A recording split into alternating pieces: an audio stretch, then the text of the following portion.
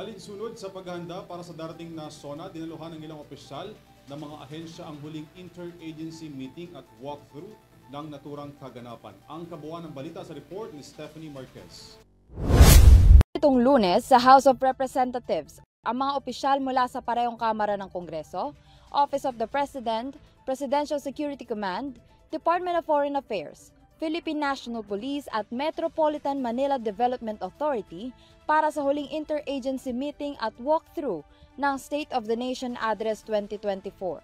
Saad ni Senate Secretary Renato N. Bantog Jr., preparado na ang Senado sa pagbubukas ng third regular session sa susunod na Lunes, maging ang joint session ng Kongreso para sa SONA.